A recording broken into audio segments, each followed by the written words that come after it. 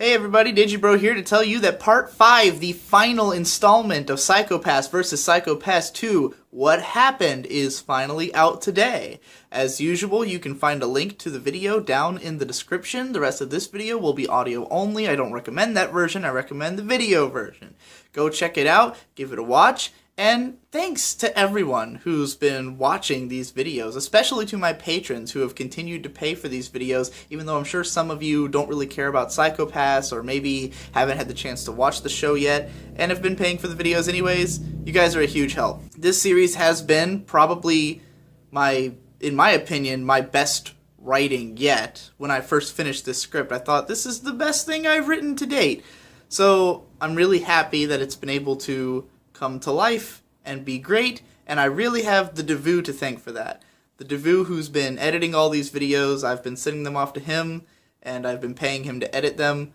Probably less than what he deserves, because he put a lot of effort into these, but I wish I could hire him on as my full-time editor. I don't have the money to do that, but I will promote his channel, because you guys should check it out, because Devu has been doing some pretty great work by himself on his channel. He's got some game reviews and analysis, TV show analysis, movie analysis. He's just been, whatever comes under his purview, I guess, he's been analyzing in some pretty interesting ways. So check out the Devu and subscribe to him as well. And thanks again for watching all these videos, and I will see you in the next one. In the last video of this series, I broke down the ways in which the lackluster presentation of Psycho-Pass 2 failed to live up to that of its predecessor, and then analyzed the many logical problems which arise in the show's first 6 episodes. Here I will continue to break down the rest of the show's logical problems, before finally coming to my conclusions about the entire comparison between these shows. In episode 7, after a massive wall of expository dialogue and the incredibly shoehorned appearance of Akane's grandma, which I've talked about previously, Akane has an argument with Chief Kase about how to handle Kamui. Kase argues that she can't do anything about Shisui's Dominator, because to do so would suggest that the system is flawed. However, back in Season 1, we saw that Kase was more than willing to override the rules regarding crime coefficient in order to kill people when the Sibyl system deemed it appropriate. The point of protecting the nature of the Sibyl system is to give the outward appearance that it is infallible, but there's no reason that Kase couldn't disable Shisui's movements and blame it on something else without anyone finding out about it. Episode 8 is when Kamui's true nature is explained at length. I've already talked about how illogical it is that having the organs of multiple people placed into his body would give him multiple personalities, but this episode also leaves me wondering what the purpose of this experiment was to begin with, and why the Sibyl system wouldn't have been aware of it. If the system was keeping any tabs on Kamui at all, then it should have made the decision to eliminate him a long time ago. It's also never explained how Kamui got a hold of all the forbidden medical data which he uses in his plans. Again, we're just left to assume that he's some kind of super hacker who can get away with anything. We also find out that Kamui and his doctor friend have been murdering important social figures and grafting their organs and appearances onto illegal aliens who stand in their place. Once again, it doesn't make any sense that simply replacing someone's organs would cause the system to recognize them as a different person, considering that the system works by scanning someone's entire biorhythm and mental state. Remember that back in Season 1, Senguji had replaced every part of his body with android parts except for his brain, and the system still recognized him for who he was. It was also established in the first season that Japan has almost entirely closed its borders, making it nearly impossible to get in or out of the country, raising the question of how these illegal aliens even made it into the country. At the start of episode 9, we begin to learn about Togane's backstory. He was apparently the first successful experiment in creating a criminally asymptomatic person artificially, and is for some reason aware of the true nature of the Sibyl system. We will talk more about him later, but for now I want to mention that this scene was the point in which Psycho-Pass 2 finally tipped into so bad it's good territory. Between Mika's clapping after finding out the truth behind the Sibyl system, a young Togane gruesomely murdering several adorable puppies as a way of showing how crazy he is, and the cartoonish level of evil scheming between Togane and Kase, a lot of this scene had me laughing out loud when I watched it for the first time. Likewise, at the end of the episode, when Akane is shown her grandmother's severed ear to the backdrop of epic opera music in front of a burning building filled with somehow alive tortured illegal aliens, it felt like the series was almost placing a lampshade over just how insane the whole thing had gotten. Episodes 9 and 10 make a big deal out out of explaining the God paradox, which is the idea that for a being to be all-powerful, it must be able to create a stone which it cannot lift, yet for it to be unable to lift this stone would prove that it is not all-powerful. The point of this hypothetical paradox is to prove that an all-powerful being cannot logically exist without contradicting itself. However, the series tries to apply this logic to the Sibyl system by stating that in order for the system to be able to judge Kamui, then it must accept the idea of judging a collective under one Psycho-Pass. To do this would then make the Sibyl system itself a target for judgment, which, according to the script, would mean that the system ceases to be criminally asymptomatic. But why? Why can't the system attempt to judge itself and, being as it is made entirely of criminally asymptomatic brains, find itself to be, in fact, criminally asymptomatic? If one's crime coefficient is the product of their tendency to go against the rules of the Sibyl system, then it wouldn't make any sense for the system itself to have a high crime coefficient when said system is the one making the rules. I cannot understand the logic by which the Sibyl system passing judgment upon itself would automatically mean that it now has a crime coefficient. Episode 11 fills us in on the rest of Togane's backstory. Apparently, when he found out that his mother was going to join the Sibyl system and leave him behind, he killed her and lost his mind, causing his Psycho-Pass to blacken even though he was supposedly criminally asymptomatic. For whatever reason, he was not killed and later was chosen to work as an enforcer. As an enforcer, he blackened the Psycho-Pass of every inspector that he worked with, under the twisted logic that doing so would somehow keep the system pure. And for whatever reason, the system continues to let him work as an enforcer. Never once is it explained whether or not the Sibyl system agrees with Togane's methods, nor if there is any logic to them in the first place. Never is it explained why Togane was allowed onto Akane's team, nor why the system would want or allow for Togane to try and blacken her Psycho-Pass. I can't think of any reason for the system to want Akane gone, considering that they have repeatedly stated a desire to work with her, and if the system really did want her gone, then it could simply eliminate her in the same way that it did with Kagari and tried to do with Kogami back in season 1. There is no logical reason for Togane to exist in this story, nor for the system to approve of any of his actions. In the end, the Sibyl system kills a bunch of its brains, which I've already talked about, and Kamui explains his motives in such a way that I honestly couldn't tell what he was ultimately trying to accomplish, nor whether he did in fact accomplish what he had set out to do. It doesn't matter because he and Togane blow one another up and the entire thing resolves itself. With that, this wild and bumpy ride finally comes to an end.